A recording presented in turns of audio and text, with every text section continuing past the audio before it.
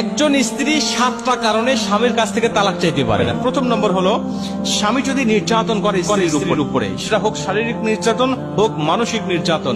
2 নম্বরে দায়িত্বহীনতা, যদি দায়িত্বহীনতা থাকে, দায়িত্ব সে পালন না করে, তাহলে আল্লাহ পাক একজন নারীকে সেই বিধান দিয়েছে, সে ইচ্ছা করলে তার স্বামীর কাছ থেকে তালাক চাইতে পারে। 3 নম্বরে স্বামীর অশ্লীল জীবনযাপন বা অনইসলামিক জীবনযাপন, তাহলে স্ত্রী চাইলে ওই অশ্লীল স্বামীর সাথে জীবনযাপন না করে সে তার কাছ থেকে তালাক নিতে পারে। 4 নম্বরে বৈবাহিক অধিকার, বৈবাহিক অধিকার থেকে যদি কোনো স্বামী তার স্ত্রীকে মাহরুম করে, বঞ্চিত করে। 5 নম্বরে দীর্ঘদিন ধরে স্বামী যদি অনুপস্থিত থাকে, 4 মাস ধরে স্ত্রীর কাছে আসে না, স্ত্রীর হক আদায় করে না, স্ত্রীর কাছে থাকে না, তাহলে ইচ্ছা করলে ওই স্ত্রী স্বামীর কাছ থেকে আলাদা হতে পারে। এবং 6 নম্বরে স্বামী যদি ধর্মীয় থেকে বিচ্যুত হয়ে যায়। 7 নম্বরে সবচেয়ে গুরুত্বপূর্ণ বিষয়, আর সেটা হলো স্বামী যদি মারাত্মক কোনো রোগ আক্রান্ত হয়ে যায়, যেমন সে পাগল হয়ে গেছে, মাতাল হয়ে গেছে, মজনুন হয়ে গেছে, এখন তার সাথে সংসার কোনোভাবেই সম্ভব নয়।